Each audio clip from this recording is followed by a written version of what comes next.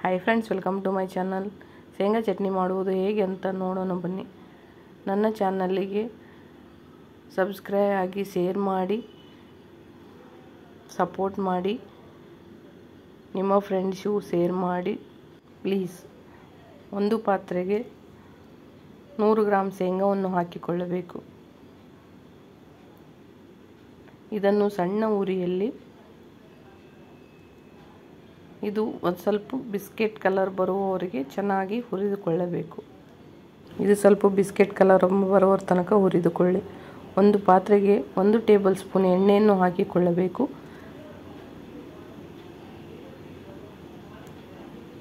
ಇದಕ್ಕೆ 1 ಈರುಳ್ಳಿಯನ್ನು ಕಟ್ ಮಾಡಿಟ್ಟ ಈರುಳ್ಳಿಯನ್ನು ಹಾಕಿಕೊಳ್ಳಿ. ಇದನ್ನು ಸ್ವಲ್ಪ ಚೆನ್ನಾಗಿ ಫ್ರೈ ಮಾಡ್ತಾ ಇರಿ. ಇದು ಸ್ವಲ್ಪ ಕಂದು ಬಣ್ಣ ಬರುವ ತನಕ ಫ್ರೈ ಮಾಡ್ತಾ ಇರಬೇಕು. ಇದಕ್ಕೆ 3 ಅಥವಾ 4 ಒಣ ಮೆಣಸಿನಕಾಯಿಯನ್ನು ಹಾಕಿ ಅಥವಾ ನಿಮ್ಮ ರುಚಿಗೆ ತಕ್ಕಷ್ಟು ಹಾಕಿಕೊಳ್ಳಿ. ಇದನ್ನು ಚೆನ್ನಾಗಿ ಫ್ರೈ ಮಾಡಿ. 1 ಟೊಮೆಟೊವನ್ನು ಕಟ್ ಮಾಡಿಟ್ಟ ಟೊಮೆಟೊವನ್ನು ಹಾಕಿ ಇದನ್ನು ಕೂಡ ಚೆನ್ನಾಗಿ ಫ್ರೈ ಮಾಡಿಕೊಳ್ಳಬೇಕು. ಇದು ಹಸಿ ವಾಸನೆ ಹೋದರೆ ತುಂಬಾ ಟೇಸ್ಟಿಯಾಗಿರುತ್ತೆ. ಅರ್ಧ ಟೇಬಲ್ ಸ್ಪೂನ್ ಜೀರಿಗೆಯನ್ನು ಹಾಕಿಕೊಳ್ಳಿ. ಸ್ವಲ್ಪ ಬೆಲ್ಲವನ್ನು ಹಾಕಿ, ಅರ್ಧ ಇಂಚು ಹುಣಸೆ ಹಣ್ಣನ್ನು ಹಾಕಿಕೊಂಡು ಚೆನ್ನಾಗಿ ಫ್ರೈ ಮಾಡಿ. ನೋಡಿ, ಈ ಥರದಲ್ಲಿ ಫ್ರೈ ಆಗಬೇಕು.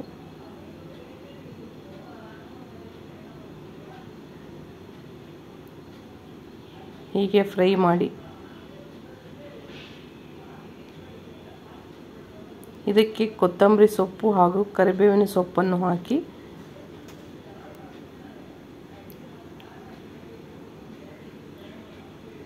ಇದನ್ನು ಕೂಡ ಚೆನ್ನಾಗಿ ಫ್ರೈ ಮಾಡಿಕೊಳ್ಳಬೇಕು.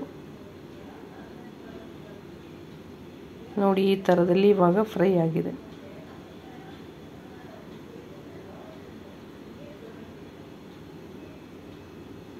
ನೋಡಿ, ಹೀಗೆ ಫ್ರೈ ಆಗಬೇಕು. ಇದಕ್ಕೆ 1/4 ಟೇಬಲ್ ಸ್ಪೂನ್ ಉಪ್ಪನ್ನು ಹಾಕಿಕೊಳ್ಳಬೇಕು. ಇದು ಸ್ವಲ್ಪ ಫ್ರೈ ಮಾಡಿ.